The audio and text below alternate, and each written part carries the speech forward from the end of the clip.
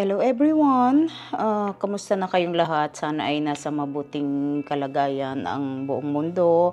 Kung sino man yung nakikinig nito, nakakapanood nitong video ko, kung hindi pa kayo nakaka-subscribe, please do it. Like, share, and hit the notification so you're always updated to my video. Anyway, medyo ang mga ano ko ngayon, ang mga nai-upload ko ngayon is puros mga party since tinuturuan ko kasi yung sarili ko kung paano ako maging normal, yung I'm trying not to remember everything, like i-divert like yung mga mag-activities, doing something.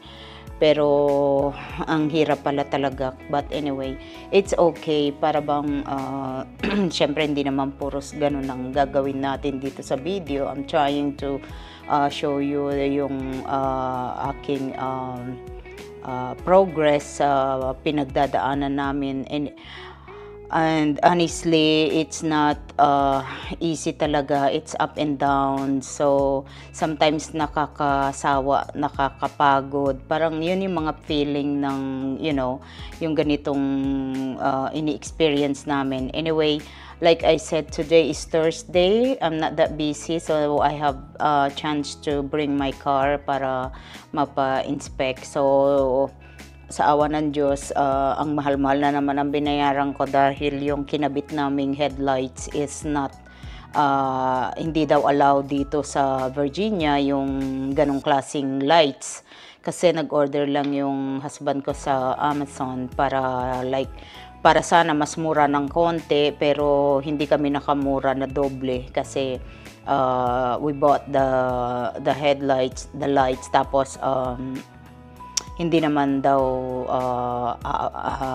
allowed dito. So, I have no choice but to pay another $200 for my lights, dalawang lights, and then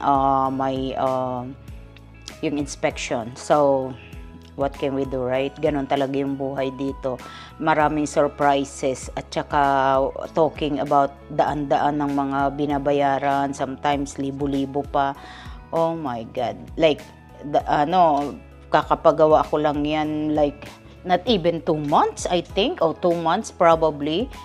I pay like $2,000 for sa pag overhaul niya, tapos yung spark plug, yung alam niyo talagang masakit sa bulsa. Kaya minsan kaming andito sa Amerika, minsan ito yung problema namin dito eh. Kaya kami masyadong stress kasi we had so much yung mga obligation na yung mga surprises na mga bills. Sometimes hindi yan kasali sa budget, but what can we do, right? Ganun talaga eh. Wala namang kaming choice kundi gawin. But anyway, hanggang complain na lang, but in the end, by the end of the day, ganun pa rin. Babayad ka pa rin kahit na masakit sa bulsa. Anyway, I'm a little bit overwhelmed today. I don't know what's wrong, but I think because my baby's birthday is coming. This coming Sunday, we're going to have some gathering dito sa bahay para may kasama kami mag-pray sa kanya, magdubina para sa anak ko. So, para naman kung nakikita niya pa kami, sana nga para makita niya naman na we still doing the same thing. Yung tulad ng ginagawa namin before, ginagawa na rin namin ngayon. So, ganun na lang. At saka ang hirap kasi yung day na lagi na lang pag may okasyon, pag hindi kami like nag-hang out to anyone, oh my God, it's like killing us. Hindi masarap, hindi yung all day na yun is napagod ka ng walang silbi, walang katulad ngayon, gusto ko sanang mag-walking diyan sa may namin, sa town center namin, but the thing is I don't know, naka-ready na ako tapos magcha-change na naman yung mood ko. I don't know what's wrong with me. Kasi, talagang napakahirap. Magkaiba kasi kami, yung husband ko ayaw niyang gusto niya mag-exercise but gusto niya siya lang mag-isa. Tapos ako naman gusto ko sana lumabas but wala naman akong kasama, hindi naman tayo basta-basta na lang, kasi hindi mo naman alam kung kailan ka magiging free dito lagi ka na lang busy. So, syempre, everything na iaano mo dito, gagawin mo dito, ipaplan mo, kakausapin mo kung sino man yung gusto mong kausap. Otherwise, wala kang mahihila just like that kasi everybody is busy, kaya ang nangyayari talagang dito talagang it's very talaga dito boring talaga. Kaya I cannot wait until pwede na kaming pumunta somewhere na kaya na namin magbuhay, mag-stop magtrabaho, makapag have fun na ng dire-diretso. So we'll see, hopefully umabot sa ganong time kasi like I said, you never know what's gonna happen. Yung everyday mo is like, kailangan mabuhay ka ng day by day ngayon kasi para bang hindi ka na sure for the next day. But anyway, I'm not worried about that. Kaya lang, may pa isa-isa na mga kakilala ko na wala na, in unexpected, wala na sila. Kaya, ako naman, I don't mind kung I'm ready, kung kailan ako kukunin, kung hanggang kailan ng time ko. Ang sa akin lang, ayoko lang masayang yung panahon ko. Gusto ko naman ma-enjoy ko yung buhay ko. At saka hindi ko naman alam how long ako mag-i-stay. So, sana habang malakas kami, we can do something. Kaya lang, ang problema nga namin dito, hindi madaling mag-plan dito, especially kung gusto mo nang may kasama ka. Hindi basta ganun Hindi madali yung, kaya minsan ang mga tao nagse-separate sila, gumagawa sila ng plan nila ng matuto ka ng kayo lang, or siyempre kung yung kahit nga may pamilya, sometimes ayaw na rin sumama sa kanila ng mga anak nila.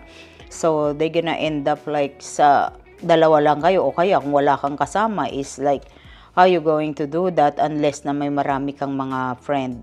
Marami naman akong friend, marami naman akong pwedeng gawin, kaya lang ang problema ko, may asawa ako, hindi naman ako basta-basta makaalis ng iiwanan ko lang just like that yung husband ko, kasi hindi nga siya yung taong it's easy to deal with, kaya ang hirap din. Hindi ko rin alam kung napaka-selfish ko naman kung lalakad ako by myself. Katulad ngayon, I was planning na upo-upo ako dyan sa outside, sa may town center namin, or since maganda yung panahon. But the thing is, I'm by myself, wala naman akong kasama. Tsaka mga off, syempre Thursday, mga tao, they don't wanna do anything, they don't wanna go out. Kasi, syempre pagod na sila all day, they don't wanna go out. Pero ako, since I'm working from home, talaga namang very, ang buhay ko dito, very, very, very sad. Talagang boring, wala kang gagawin dito kundi magtrabaho at magtrabaho ng trabahong bahay.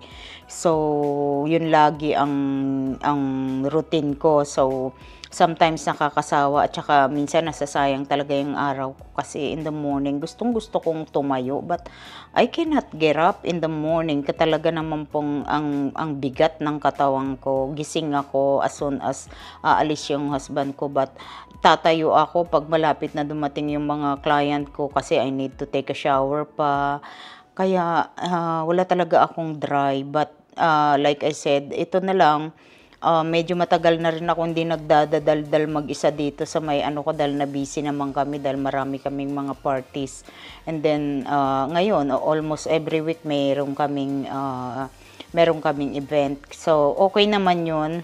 Kaya lang minsan nawawalan din ako ng time sa lalo na pag-i-edit. Yung editing is not easy, kaya talagang ang content ko is minsan very sloppy talaga kasi minsan akala ko okay na, and then checking ko hindi pa rin pala, pero na-upload ko na siya.